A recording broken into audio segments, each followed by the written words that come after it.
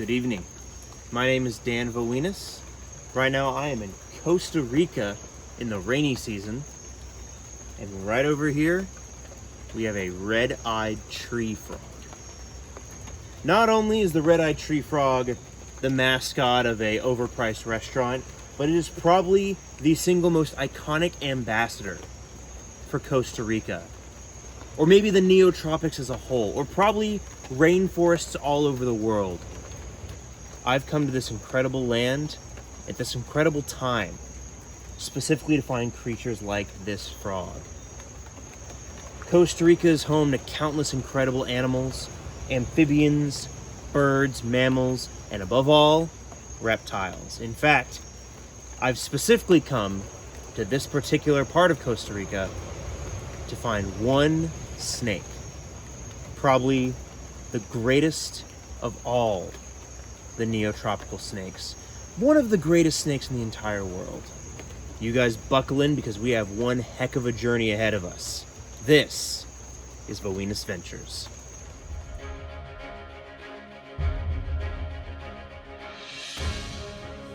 My name is Dan Voinis.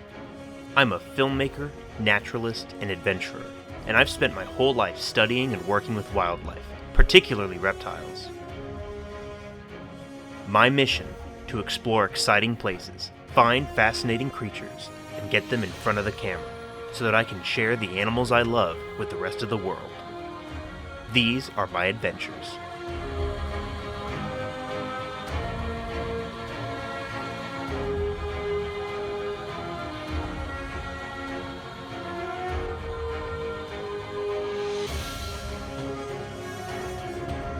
Welcome to Costa Rica, one of the absolute jewels of Central America. In fact, it's so much of a treasure that the name literally is Spanish for Coast of Riches, or Rich Coast. Now, that name came from the Spanish explorers who believed that these mountains and jungles were full of gold. But nowadays we understand that the riches here in Costa Rica are its wildlife. Costa Rica is one of the foremost nations in the world for conservation and ecotourism. Over 25%, over a quarter of the land area here in Costa Rica is protected wildlife habitat in national parks, protected solely for the preservation of its native species. Now, I could spend weeks, I could spend months, maybe even years here just enjoying all of its diverse wildlife, but there's one thing in particular that I'm here for. Now, I'm visiting Costa Rica during the rainy season. This is its off time for tourists. Usually you don't see people coming over here during this time of year because, well, this is a rainforest. It rains. It rains about 100 inches a year. However, with all that rain comes wildlife. In addition to the birds and monkeys and sloths and crocodiles and caiman, Costa Rica is home to about 137 species of snake. About 22 of these are highly venomous. About 17 of them are venomous pit vipers. But there's one here that stands above all else: the Bushmaster. Bushmasters are members of a genus of snakes known as Lachesis. They are the largest venomous snakes in the Americas, and they are the longest viper overall in the world. They are capable of growing 8 up to 10 feet long. Their name, Lachesis, is a reference to Greek mythology. Lachesis was one of the 3 fates. These were the elderly women who, using their thread of life, determined the life and death of mortals. Now, I believe that name carries 2 meanings with it in regards to these snakes. Because yes, these snakes have a fatal, see what I did there? Venom. That bite could potentially kill a person very easily. But I believe it has a more dramatic meaning. This snake is considered a holy grail amongst herpetologists. Not just because of their size and their deadly venom, but because how hard they are to find. The Black-Headed Bushmaster, the species I'm looking for, is considered vulnerable, meaning that its population is on the decline. However, they're also very habitat specific. They're only found in secluded, undisturbed primary rainforest, and their habits make them very difficult to pin down. These are snakes that patrol vast swaths of territory. They don't just sit in the same spot over and over again, day in and day out. They don't sit in large groups. It's hard if you find one that's the only one in the area. You have to be very, very lucky in order to find one of these snakes. You have to be almost destined. The fates have to be on your side. This is probably going to be one of my most difficult missions I've ever given myself on one of my Voinis ventures. But if I can successfully find a Black-Headed Bushmaster, it will be probably my greatest achievement as a herper and as a wildlife documentarian. So I hope you guys enjoy this adventure with me as we delve headfirst from the coast of Costa Rica, right into the jungles, up into the mountains, and hopefully find ourselves the Black-Headed Bushmaster. In order to find an elusive snake like the Black-Headed Bushmaster, I have to really get off the beaten path. They are only found on the Osa Peninsula on Costa Rica's Pacific coast, and they prefer hilly terrain, living in untouched old-growth primary rainforest. That means I can't just hop in a car and take a quick drive. I have to get a little bit more creative. So I hop on a boat and travel down the coast to a secluded national park. From here, my journey will take me inland to the secluded highland forests, where hopefully I can find this legendary serpent. As the boat takes me off down the coast, the rain has already started, and this will only be the beginning. Right out the gate, it seems Mother Nature has planned one heck of a welcome. A spout sprays above the waves, revealing a pair of humpback whales, a mother and a baby. These amazing animals travel thousands of miles from their polar feeding grounds to give birth here in the tropics, and Costa Rica is a place where you actually get both the northern and the southern populations of these whales, just at different times of the year. I'm hoping that this is a good sign, a positive omen, because as I travel along the Pacific coast, the enormity of my mission dawns on me. Through the clouds, I see an impenetrable wall of green rainforest. Somewhere out there, in that jungle, there's a magnificent serpent waiting for me. Somewhere in this striking landscape, there's my Bushmaster. I just have to find it. As I approach the launching point of my expedition, this place is so remote that there isn't even a dock or a pier to tie the boat off at. But it's all fine, because we are now here at Corcovado National Park. The park's protected wildlife can't even wait for me to start my trek, because right here on the beach, we are greeted by a Baird's tapir, just like was advertised on the sign. This is an endangered species, ranging from southern Mexico down to Colombia, and they are the largest land mammal in all of Latin America. This tapir seems completely unbothered by our presence. This national park has been protected since 1975. Not only are the animals protected from people harming them, but the rangers also search every visitor to ensure no one brings food in to feed the animals. Therefore, the wildlife shows neither fear nor food aggression towards humans, allowing me to experience these natural behaviors up close in person. This tapir casually meanders along the tree line, browsing leaves from the tree, not paying us any mind, before disappearing into the foliage. Who thought there'd be so much rain in the rainforest? But seriously, careful there. We've come, well, it would be about a month into the rainy season here in Costa Rica, but due to climate change, the rainy season got started about a month late. It actually seems to have literally started the day we got here.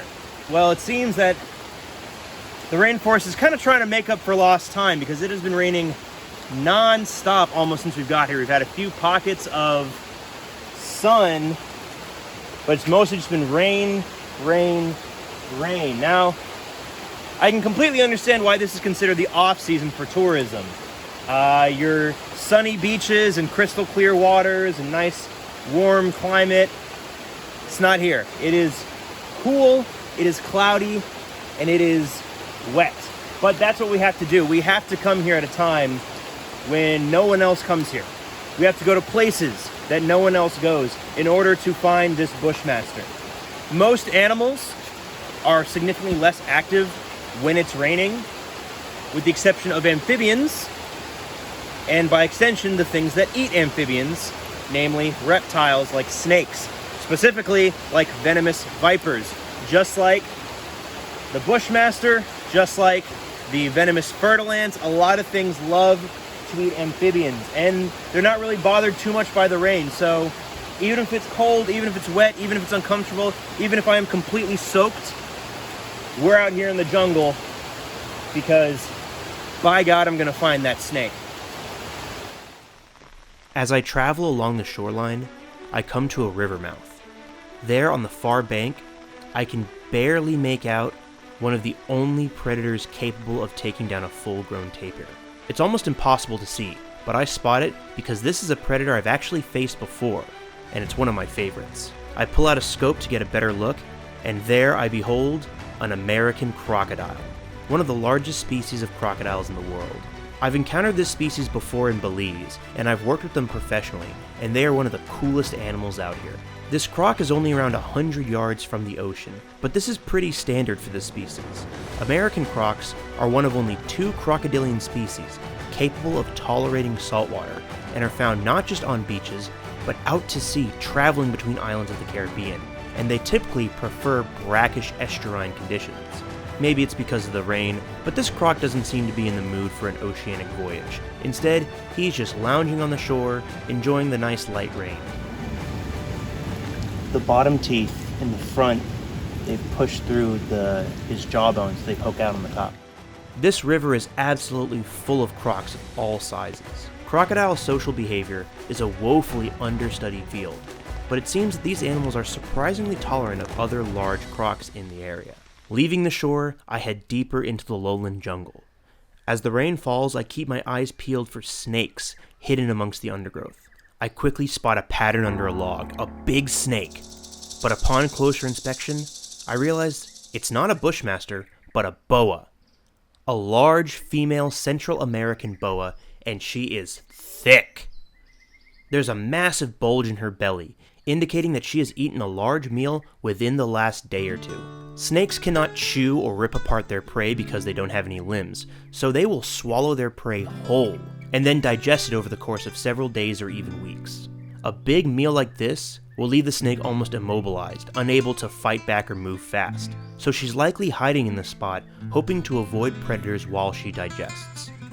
Now, I don't want to stress her out at all, or else she may regurgitate her meal, so I just leave her be. Above my head, I hear commotion, panicked calls. It's monkeys. Their alarm is not surprising, as large boas are a very common predator of smaller monkeys. To my amazement, I actually see 2 species. Here we have spider monkeys and squirrel monkeys.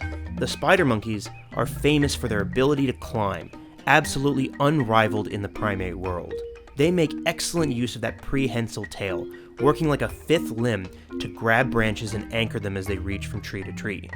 In addition, their forelimbs actually lack a thumb, meaning they only have 4 fingers on each hand, making it easier to hook onto and swing from branch to branch in the trees. The squirrel monkeys, by comparison, are much smaller. They're the smallest species of monkey in all of Costa Rica. Their tails are actually not prehensile, instead being used as a counterweight to balance their body as they speed through the trees with precision. These 2 species of monkey are able to coexist so close to each other because they actually don't compete with one another. While they are both generalist omnivores that will pretty much eat anything, the spider monkeys usually prefer to eat rich fruits, while the squirrel monkeys prefer insects and nuts, smaller foods. Thus, they're able to coexist without directly competing with each other. Now, I'm pretty certain that it's not a monkey inside that boa's stomach. Monkeys spend most of their time in the trees, and the snake would not catch something in the trees and then move to the ground afterwards. Whatever she ate, it was on the ground. But this question is soon answered, because as I continue my trek through the rainforest, I hear the patter of several small feet. Little tails poke above the undergrowth, and soon, I find myself surrounded. This is a huge group of white-nosed coatis, or coati mundis, a close relative of the raccoon. These omnivores will eat anything they come across, using their incredible sense of smell to track down food. As they travel, their heads are on the ground searching for scents, while their tails stick straight up in the air like a flag, serving as a signal to other members of the group. Coati males are typically solitary, so this big group is likely a family group consisting entirely of females and their young. I can certainly see several juveniles among their numbers. This is just another remarkable example of how these animals show no fear or aggression towards humans. They simply walk around me and carry on their business, paying me no mind whatsoever as long as I respect their space. I am almost certain that this is the mystery animal that boa had snacked on. Boas are a major predator of coatis, and if the snake is large enough, there's little the coati can do to protect itself. That is precisely why these animals have learned that there is safety in numbers, and these guys definitely have the numbers. I could stand here and watch these coatis for hours, but within minutes, the rain really picks up. The sky opens up and begins pouring. Heavy rain means the trails turn into swamps, the animals hide and disappear from sight, and my camera equipment starts shutting down. As I get more and more soaked, I immediately retreat for cover and assess my situation. Man, this rain is seriously no joke.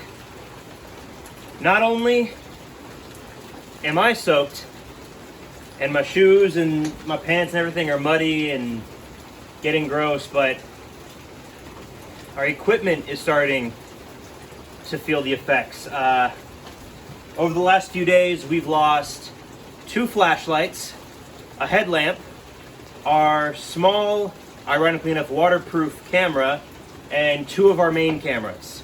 Lost them all to the water. So we're not dead. We are still functioning. However, we are running kind of bare bones. You guys might notice in this episode, a lot of the footage is going to vary in quality. That's because we're having to film some of it on cell phones. For some reason, cell phones are famous for getting wet and being ruined, but our cell phones seem to be sticking through it. I don't know why. But we're not giving up. We are not giving up. 1, because obviously we still have some camera gear left. 2, because we still have some time left. We've spent money on this trip. We have plans. We're not abandoning them. And 3, and most importantly, I am not giving up. I have a snake to find, and by God, I'm going to find it. You know, right now, it genuinely feels like every obstacle that can come up, everything that can go wrong has gone wrong. And I'm not a superstitious person, but this snake that so many herpers and herpetologists have dreamed of finding and failed, this snake that people have spent years looking for, this snake that is so closely tied with the idea of fate and destiny. I don't know if I'm just destined to not find this snake, or I don't know if it's somehow testing me, testing my resolve. I'm not quite sure what I feel yet, but I just know that this fight is not over, this adventure is not finished, and I'm not backing down. My equipment may be failing, but this expedition is far from over. I still have a bushmaster I need to find. This lowland rainforest is mostly secondary forest, consisting of younger, shorter plant growth. This, combined with the fact that this is still an area frequented by other ecotourists, means that I am unlikely to find my giant viper. In fact, while this area is full of fantastic mammal diversity, aside from that boa, I cannot find any snakes. The snakes living here likely stay very hidden to avoid people and other predators. If I'm going to find this pit viper, I must head further inland, farther off the beaten track. The roads in this part of the country can be a bit treacherous as I start to head into the hills and mountains, particularly when the rain is coming down this heavy. The deeper I travel, the less people I see, until I arrive in a small farming village nestled in the rainforest. Here I meet with some researchers and local guides who specialize in tracking and monitoring the local bushmaster population. This is the best place to find them. In the best time of year, with guides who know the area and the snake better than anyone. It may still be a long shot, but I figure I've given myself the best chances possible. In fact, they even show me proof of how good this spot is for finding bushmasters. So this is a black-headed bushmaster that team members with the project here found dead on a road, which, while very, very sad that the snake died, because every one of these snakes is important, they were able to get a lot of useful information. They were able to dissect the snake, study its health, study any parasites, look at its stomach contents, get a lot of useful information that you can't get just by looking at the snakes alive in the wild. See, the color's a little washed out from the preservative, but you can see those beautiful markings, and of course that black head, the black head of the black-headed bushmaster. It's our first night out, and this instantly feels different. There's no trails to follow. This is thick, intense bushwhacking, crawling up and down hills and slopes, wading through rocky streams, all in the pouring rain. I'm so busy focusing on not falling flat on my face that I almost forget to focus on the fact that we're looking for highly venomous snakes that could be anywhere around me. But I am reminded of that very quickly when we find this snake. Flipping his tongue at me. He's smelling me. They're known by many names. Scientifically, Bothrops asper, terciopelo, the Central American lancehead viper, or fer-de-lance, or if you're in Belize, the yellow-headed tommygawk, which I just find the cutest thing. And that's about where my microphone cuts out. But if you missed it, this is a fer-de-lance, known locally as a terciopelo. This is the single most feared snake in all of Central America. There are over 20 species of highly venomous snakes in Costa Rica, 17 of which are pit vipers. However, this single species is responsible for around half of all envenomations in the country. There are several contributing factors to this snake being so dangerous and so feared. They are ambush hunters that sit still and rely on their expert camouflage to blend in. This means that they are hard to spot and unlikely to run away, sitting there like a landmine, very easy for unsuspecting people to step on. They have a lightning-fast strike, and they are comfortable living very close to humans and are very commonly encountered. Worst of all, they have a horrific venom. A bite is unlikely to kill you quickly, meaning you have plenty of time to reach a hospital, but the venom is highly necrotic, causing massive tissue death, resulting in the bitten limb effectively rotting away. Even though most fer-de-lance bites in Costa Rica are not lethal, they still result in debilitating disfigurements and amputations, and can absolutely ruin someone's life. This is at the forefront of my mind as I observe this snake. It does not move, it does not react, it just sits there watching me. And it can not only see me, not only smell me with its tongue, but it can actually see my body heat using the pits in the front of its face, hence why they are called pit vipers. I leave this mighty serpent and press on. The rain continues pouring down, and I encounter one animal that doesn't seem to mind the water. So right here we've got a male basilisk. These lizards are famous both for their iconic look at those huge fins on their back, but also for their ability to run on the surface of water by virtue of being, one, fast, and two, their toes are so spread out that doesn't break the surface tension of the water. Of course, this is normally a diurnal species, but here we found one sleeping in a tree at night. And of course, he's not far at all from the water himself. Continuing on from this incredible lizard, the snakes keep coming. This is a red-eyed tree snake, also called the tropical flat snake. These beautiful snakes are very widespread in this region, but are very rarely encountered because they spend so much of their time high up in the trees. In fact, while I know the snake isn't deadly, I don't know whether or not it has a mild venom or not. So I make sure to be extra careful with them. Tree-dwelling snakes are often more likely to come down late at night, so we definitely got lucky and caught him as he was on the move. As we head away from the stream to higher ground, I see a flash of an iridescent sheen. This is an incredible snake known as the black mussurana. This sleek snake absolutely refuses to sit still for us, but just being able to see it is incredible. However, the snake is also potentially a problem, because mussurana are almost exclusively snake eaters. They will even eat venomous snakes like fer-de-lances and even bushmasters. At this size, this mussurana will almost certainly be hunting any bushmaster in the area. So while this find tells us that we're in a good area for finding large vipers, it also means that we have some stiff competition. As we let the snake go, the rain picks up even more, and we are forced to call it a night before the streams become too flooded. The next morning, I set out with renewed vigor. This place is clearly a perfect haven for snakes, including large venomous pit vipers. It's so perfect, in fact, that we actually passed by the same fer-de-lance as the night before, in the same spot. It's nice to see that the mussurana didn't manage to find him, but this is a perfect demonstration of these snakes' hunting strategy. Lanceheads like to sit perfectly still, letting their camouflage hide them, and wait for prey to come by. The snakes will even sit still for days at a time while they wait, conserving their energy, but always ready to strike. We head down a different direction as last night, heading up a different stream. This is perfect habitat for snakes. This terrain is dynamic, with thick undergrowth and countless spots of cover for snakes to hide. But while it means that there should be plenty of snakes living here, it also means they can hide from us very easily. However, we do manage to find another highly venomous viper. Just a little baby fer-de-lance.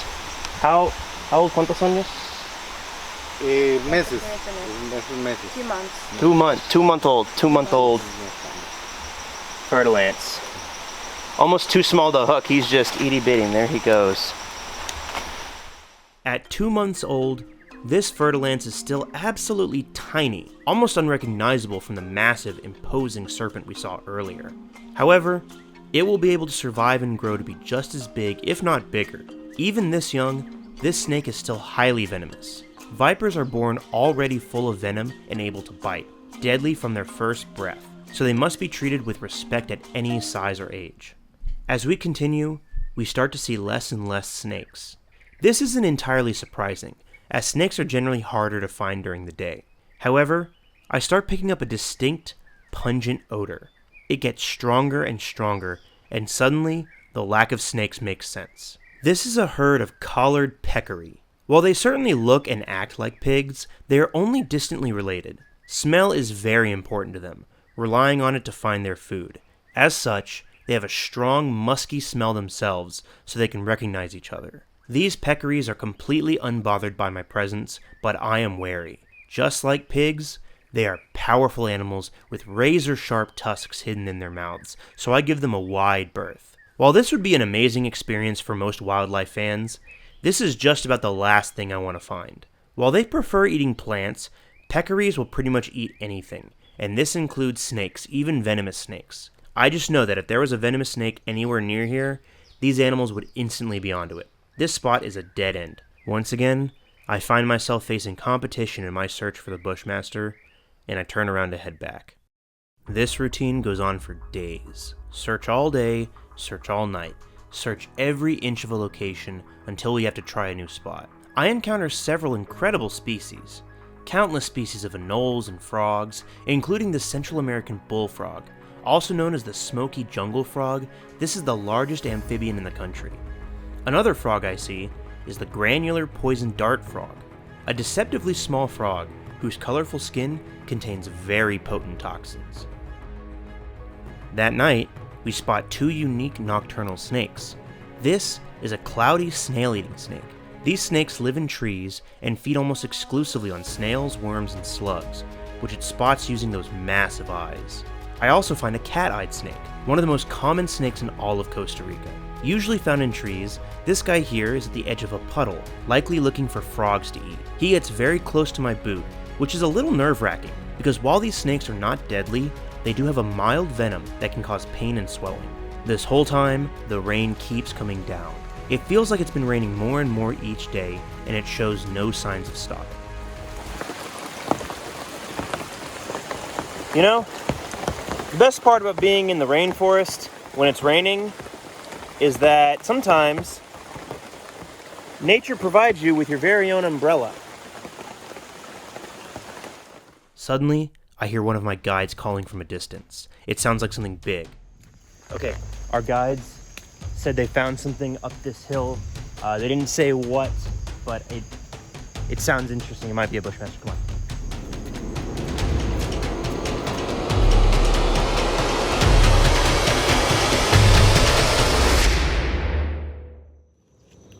Good morning. So I know what y'all are asking. Did I find a bushmaster last night? I found a skeleton of a snake, a pretty large snake. And looking at the clues, we were able to make identification. So it was long, it was about 6, maybe, definitely 5 feet long. It had folding fangs. So it was a pit viper, a large pit viper. That basically narrows it down to a fertile ants or a bushmaster. And then when we looked at the spine was very tall. It was definitely a bushmaster, a black-headed bushmaster that had died within the last few days. Things decompose very quickly here in the jungle. Died in the last few days. Judging from the skull, looked like someone had crushed its head. Maybe with a shovel or a hammer or even a boot. So it's very likely this was a bushmaster that someone had killed because it was a snake, because they were afraid, because they were worried that it would be dangerous. Yes, these snakes do have a venomous bite, but because of their secretive nature, because of the fact that they just don't want to fight, they would much rather hide, avoid any conflict, bites from the bushmaster are exceedingly rare. Almost unheard of here in Costa Rica. But I was able to get this, a little bit of a souvenir. This is the fang of the bushmaster. So you can see just how long that fang is. I mean, if it were to inject itself in my arm or my hand, that would go right through into the muscle. And this thing basically works like a hypodermic needle. If you look very carefully, you'll see a kind of a closed groove. That is the interior tubing of the fang, and there's a little opening in the front. That is where when the fang stabs into the prey or the predator, it injects the venom out through that hole just like a syringe. And this fang is so large, it's a big snake. And it works by folding up. So if the snake this is its mouth, it folds up against the roof of their mouth whenever their mouth is closed. Sort of like a folding knife. Keeping it safe, keeping it tucked away, but opening it out, flipping it out when they need to defend themselves. Now I am being very, very careful with this fang because not only is it delicate, I don't want to break it, but there could still be residual venom in this fang. And obviously it is still very sharp. So this is basically like playing with a dirty needle. This could still run the risk of puncturing my skin and envenomating me. So I have to be very careful about where I touch this and how I manipulate it. While yes, it is very cool to see this skeleton and obviously look at this fang and talk about it, I can't help but feel like my morale is a little bit low. These snakes are so spread out that this was probably the only bushmaster for a good mile or two. I'm not going to find another one in that same spot. And today is my last day. So I'm going to have to try a new spot and hope that this is not the closest I'm coming on this trip to finding this legendary snake.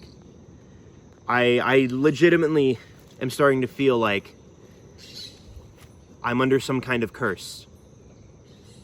I'm not a superstitious person, but I don't know, maybe something about the elusive nature of the snake, or the fact that it's, you know, so closely tied to the concept of fate and destiny.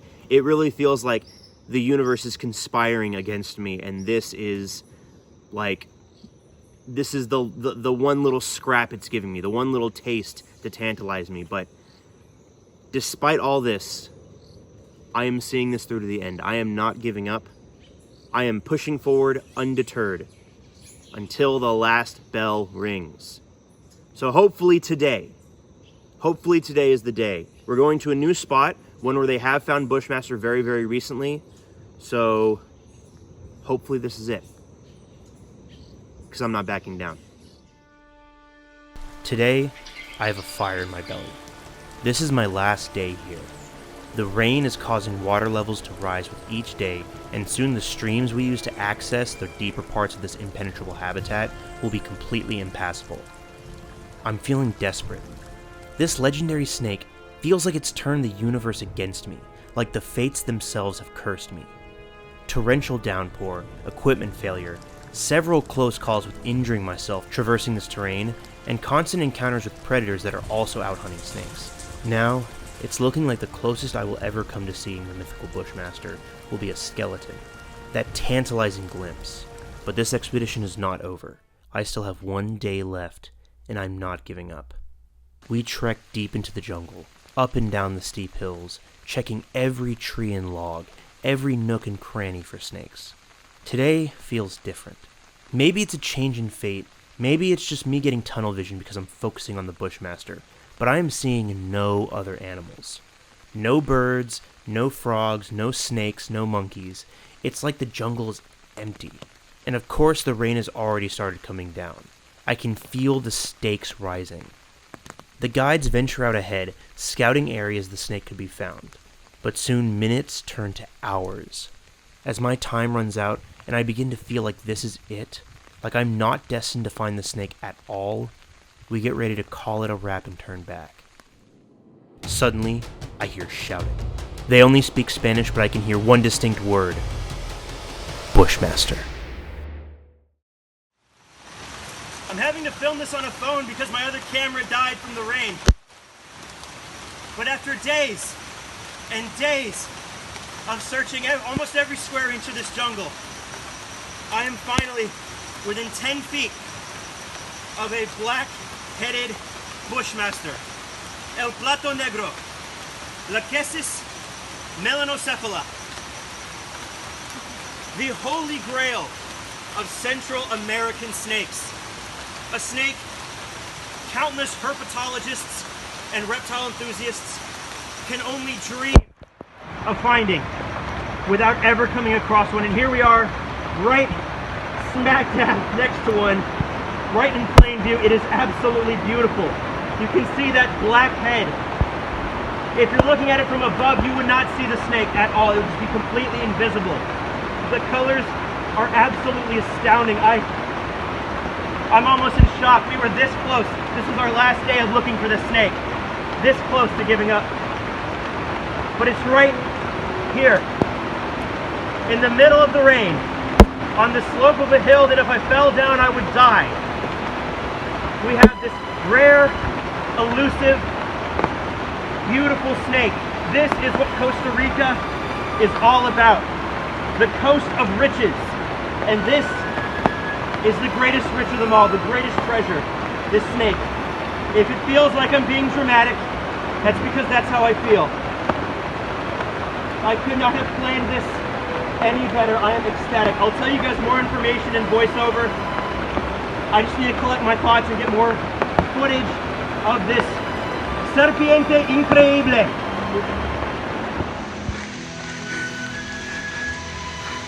Whew. We did it. We did it. This is perhaps the greatest moment of my career thus far. On my final day, minutes before we were ready to turn back and end my adventure, in the pouring rain, with most of my equipment dead, all the way up a steep, muddy hill, in the midst of all that heightened tension and suspense, all comes to a halt in the presence of the snake, who's just sitting there, coiled up nonchalantly. The Bushmaster lies motionless, not showing any sign of defensiveness. It's incredible. This snake has such a large size, such a potent bite, and such a fearsome reputation among locals. And yet he shows no threat to me. Snakes are not monsters. They are not evil. This snake just wants to sit here, relax, and be left alone. And as long as I respect his space, he pays me no mind. In a strange way, it makes me feel even more in awe. This serpent is truly the master of his domain, the king of the snakes, and I'm just a visitor. I feel humbled to be in his presence, to be deemed worthy enough to share its space, and this is a moment I will never forget. The Black-Headed Bushmaster! Yes!